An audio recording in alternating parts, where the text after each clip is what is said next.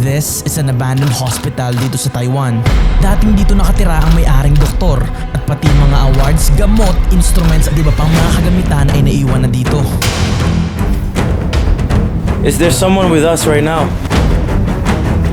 How many spirits are here? Little taps. Yo, Steve! Maaga-aga pa na makarating kami sa lokasyon ng ospital. Alright guys, so nandito na kami. Itong building sa likod ko, itong sobrang laki na yan. Yan yung ospital. Kung makikita nyo may mga kortina pa sa taas. Sinasabi na meron pa daw bahay sa pinakataas wherein doon nakatira yung doktor. And i-explore natin to. So I think this is the entrance, bro. Yeah, it is the entrance. My But friend the sent me thing the is, print. My friend said it's either I this saw- one or another one over I saw there. someone inside. Yeah. Lumapit kami para makita malapitan ng aming papasukan. May nagtitinda ng prutas sa labas at mukhang ito ang aming magiging problema. Ito lang ang tanging daan at mukhang inangkin na to ng mga nagtitinda ng prutas. Delikado. Kaya umikot kami para maghanap pa ng panibagong pinto. Oh, yeah, that's the one. Pero sa kasamaang palad nakasarado ito. So yung second entrance sarado. Let's find another entrance maybe at the side. Sobrang laki niya, promise. Ayon sa aking Taiwanese researcher, wala nang may-ari ng ospital at inangkin na lang nila ang lugar na ito. Patuloy pa rin kami naghanap ng posibleng daan pero mukhang wala nang ibang lagusan. Wala kaming nakitang ibang pinto at isa lang talaga ang kanyang lagusan. Kaya wala kaming choice kundi sabihin ito sa mga I vendor. guess we have to ask. He closed it. Huh? He closed it. Sinarado niya ang kaninang nakabukas na pinto. Yeah, he knows what's up. Sinimulan na naming magsabi. Speak English? No. No? I'll use the translator. Magsasabi pa lang kami pero mukhang galit na agad ang tono niya. Do you know anything about this abandoned building? Yeah? No. Nagsabi kami na gusto namin pumasok pero hindi niya kami gustong papasukin. No. Okay, shit. I tried. Bumalik kami ng alas 12 na madaling araw. So guys, so at the moment it's 12:36 ng madaling araw. So, ang tagal namin nagantay. Pero ang hirap kasi dami pa rin sasakyan, dami pa rin tao. And nakakatakot yung magprutas kanina. So I guess let's call it a night. Maaga kami bukas, kukunin namin yung kotse. At least ngayon nakapag-scout kami, na-scout namin, nakita namin yung bawat paligid. Alam na namin kung ano yung gagawin and yeah, bro, we're good. Yeah. We'll be safe tomorrow. I agree. Hating gabi na pumunta kami sa abandonadong ospital.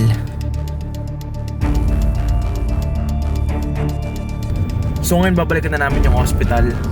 Medyo malapit na kami. Ito yung di kami natuloy nung nakaraang araw. Pero babalik na kami ngayon. Hopefully, makapasok kami. Agad kong kinuha ang action camera ko para hindi takaw tingin sa mga tao.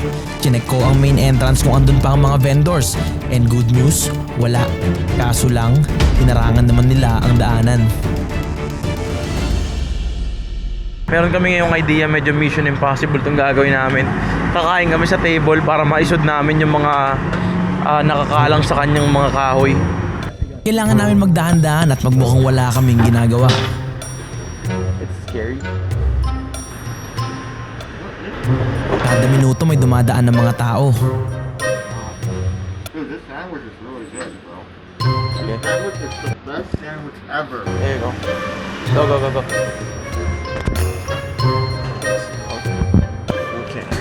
At the moment, it's 2:21 AM and gigising ko lang 2 hours matapos namin buksan yung pinto kanina. One of the most haunted hospital dito sa Taiwan. So, let's go. Dahan-dahan kaming lumapit at pagkita ako sa pinto, wala naman nagbago. Chinek ko yung paligid at nang makita naming walang mga tao, dahan-dahan na kaming pumasok.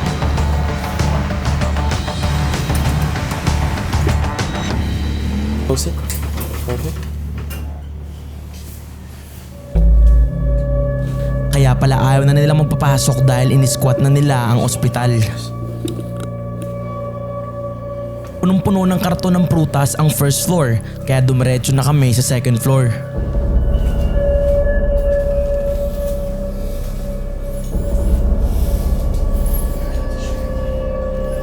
Alright, so successful kami nakapasok dito sa loob. Medyo nakakatakot yung vibes talaga. Let's just head upstairs, like straight up. We can explore this on the way down. Okay. Let's go. Right now we should go to the doctor's room. Nagbagsakan na ang kisame ng ospital. At katulad ng napag-usapan, dediretso muna kami sa pinakataas na palapag. Hindi ko maiwasang mapalingon lalo't first time ko makapasok sa isang abandonadong ospital. So bakit kami sa taas, guys?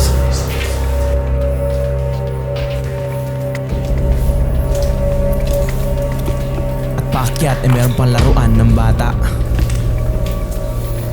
Napakadilim at dagdag pa sa takot namin na baka dito nakatira ang mga vendor.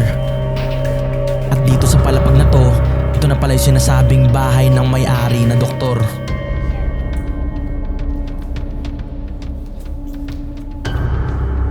Sinagad na namin akitin ang pinakataas at dito namin nakita na parang binagyo ang lugar na to. So nandito na kami guys sa pinaka-rooftop.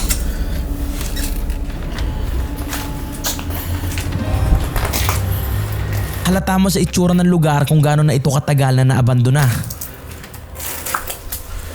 Oh, dito pa yung mga damit ng nurse. Nakasabit pa dito ang dating mga uniform at naggalat na ang mga records. Ibang papel. Iba't ibang papel at sigurado akong papel ito ng mga pasyente. Yung ibang mga papel ay tungkol sa mga gamot at yung iba naman ay schedule. Halos nagbagsakan na lahat. Ito na mga room na to. Let's see. Dati niyang kwarto to for sure. Bumaba na kami para naman explorein ang sinasabing bahay ng doktor na kung saan nandito ang kanyang office at nandito ang living room. So guys, this is it from the rooftop. Andito na kami guys sa bahay ng doktor. So ito yung kakaiba dito sa ospital na to. Dito nakatira mismo yung doktor. Bahay niya mismo to, yung rooftop.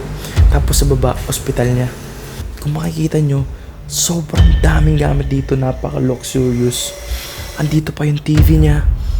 So ito, parang merong kwarto dito na parang office. Grabe, andito pa lahat ng gamot. Yo, this is crazy. Wow. May gamot. Andito pa lahat ng gamot. As in, amoy gamot sa loob. Ah, ito yung doktor. May nakita akong litrato at sa tingin ko siya ang may-ari. At nang pasukin ko ang kwarto, punong-puno ito ng mga achievements niya. Nagkalat ang mga upuan na parang hinalughog. Pati mga papel, kaset, mga award ay nagkalat sa paligid. Kasi andito lahat ng awards. Pati yung diploma nandito pa.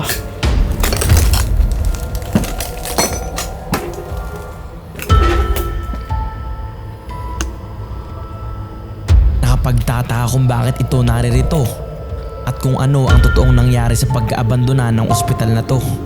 University of Health Science. Ito nga confirm, ito yung office ng doktor. Ilang litrato rin ang mga naririto at tunay at accomplishments bilang doktor. Ilang mga litrato at ilang mga libro ang nakakalat sa loob ng silid na to. Nakakatakot yung LPG. Bakit may LPG pa dito? Hindi ka ba ako may sumabog to? Meron din itong elevator, meron pang treadmill at sa susunod na kwarto. Pagpasok ko dito ay meron itong amoy na kakaiba. May gamot dito. Hindi na mukhang ospital ang bahaging ito. At sa itsura niya, mukha siyang living room ng bahay. Guys, may piano. May nakita akong piano at tinignan ko kung gumagana pa ba ito.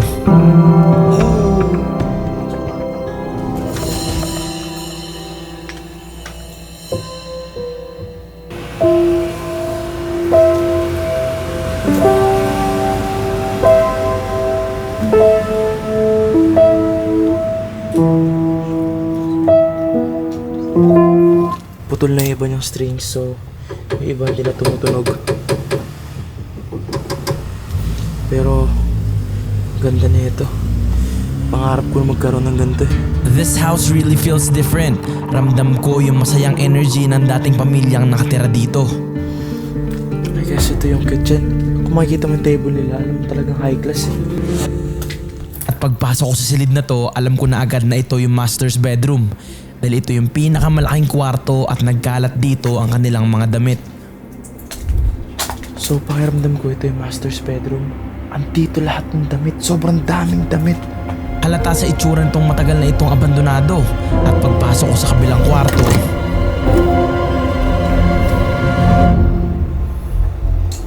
Oh wow. May syringe. Dito pa yung mga injection. Pero hindi ko alam kung anong syringe to eh. Syringe para saan ba to? iba't ibang gamit ang mga naririto. May gunting, kutsilyo, pang-ipit, mas malaking kutsilyo at marami pang iba. Umalis na rin ako agad kasi baka mamaya contaminated pa ang mga to.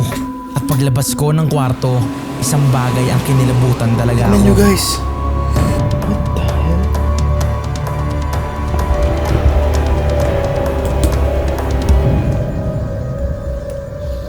Isang manika ang aking nakita, pero hindi ko na lang ito masyadong pinansin. Oh, sobrang yaman na doktor na ito kasi yung maleta niya, ang daming tatak. So I guess ito yung pangalan niya. LAX, SQ, LAX, Los Angeles, Singapore. Ilang years na tumakbo to. And at the same time, ang dami ring mga namatay dito. Ang daming manika guys. At sa lahat ng bagay, ito yung kinakatakutan ko. Mga manika. Yung isang dal walang ulo. May bike dito, I bet feel ko sa anak niya to. Nakita ko sa kitchen ng ilang mga gamit pang opera at ang mga ito ay kinakalawang na. Meron ding washing machine, sculpture at sobrang luma na talaga ng mga gamit. Meron din ako nakitang mga pangbata at siguradong sa mga anak ito ng doktor. Tumuyo yung balahibo ko nang makita ko to. Wait. What the hell? Naalala niyo yung dal kanina?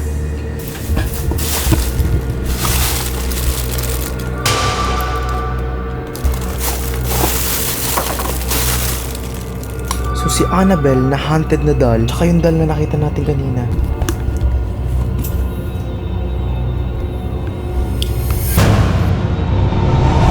Inayos na namin lahat ng aming gagamitin.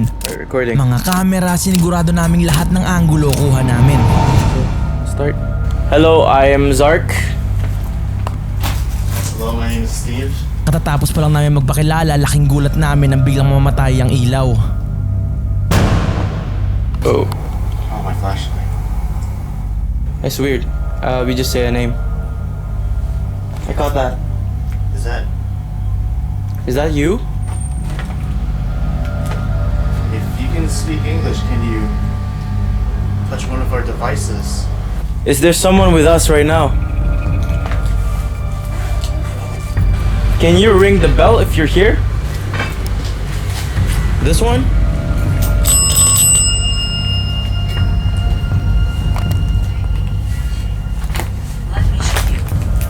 Oh. It said, let me show you. Oh, dude, the dead bell. Dude, right when it said, let me show you. The dead bell. The dead bell's going off. What are you going to show us? So all of the spirits here, let's play a game. 1 ring is yes. 2 is no.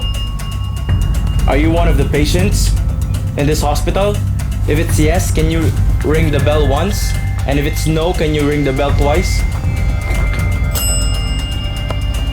Don't be afraid to play around with the dead bell. The bell on your desk. Oh.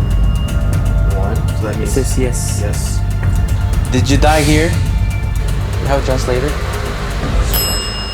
Yeah, he died here. Just to confirm, can you double tap to say no?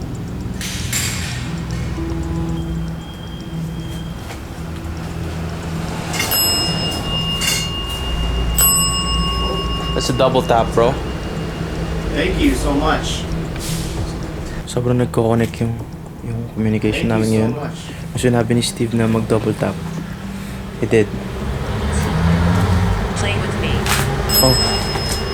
Play with me. Play with me. Does it play with me? He said, yeah.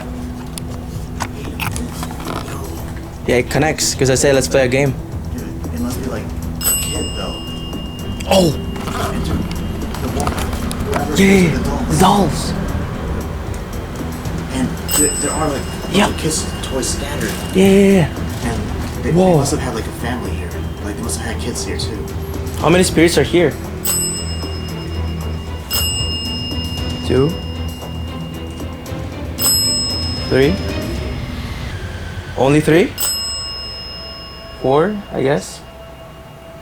Bell's going off like crazy. 5? That's a lot. Okay, 5. Only 5? Are you the family? Are you the owner of this hospital? Besides the bell, can you play Yo. around? GoPro. The GoPro. Battery just died. Battery just died. Yeah, it's normal because we're trying to communicate. But can you please touch the other device? Maybe the one right next to the TV. You can see a red color. Try touching it. Please let us know you're here with us.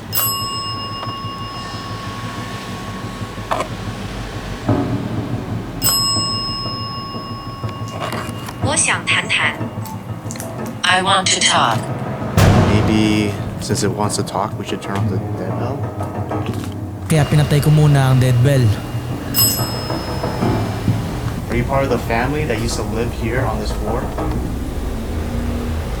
I think I saw online that this hospital was meant for like respiratory illnesses, like respiratory problems. I don't know. I don't know. Oh my gosh, dude. Are you standing next to us? 你是谁? Who are you? I'm Zach. I'm Steve, So I'm from Philippines. and I'm from America. We're here just to visit and know more about this place. Yes, we would love to learn from you. We're here. We're here. Yo, I think I'm hearing my bell. I'm hearing my bell, bro. I just said I don't know again. Yo. Wait. What? Bro. Dude, those are little taps. Mm-hmm. Bro, maybe it was going crazy because whichever spirit was playing with it really likes that and it's still playing Yep. with it even while it's off. It was I like, think it's a little girl. Yo. It could be a kid. guys, nilalaro niya yung dead bell, oh. Nilalaro niya yung dead bell kahit nakapatay na. Bro. Guys, let me try to up the volume on this. Are you the one playing with my dead bell? Do you want to play with your doll? You remember this doll? Where do you think its eyes is looking? Its eyes is looking at us. It is. It's not even straight. It's literally the body is straight, but the eyes are looking towards my direction. Yeah. So parang gumagalaw yung ano, yung mata ng doll. Here you go.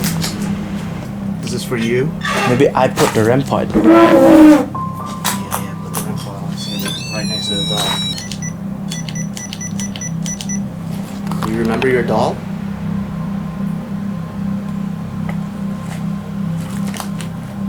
Can you touch it for us? Dude, it's almost literally touching the dead bell. Yeah. Or do you like the dead bell? Is that your new At favorite habang toy? nagtatanong kami, meron akong narinig na footsteps. Do you like? I heard footsteps. Why do I feel so? I feel like so much pressure for some reason. Yeah. So may naglalakad sa labas. Check it out. Check it out.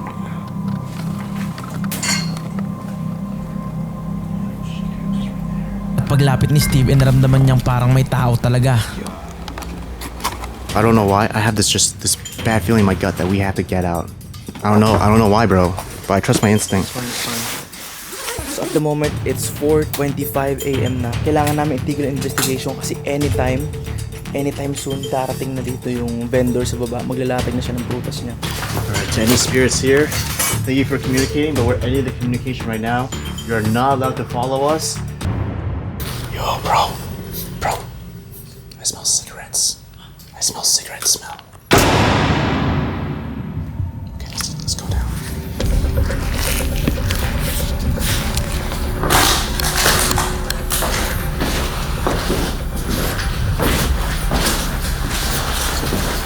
I see that you guys. It's close by. Yes, that was very close. We ran for the left. Okay.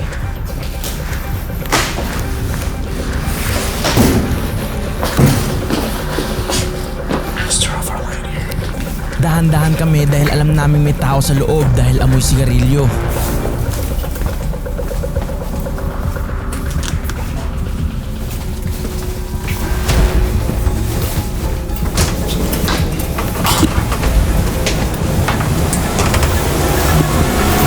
Yo, Steve! Go, go, go, go, go. I need to go. What was that?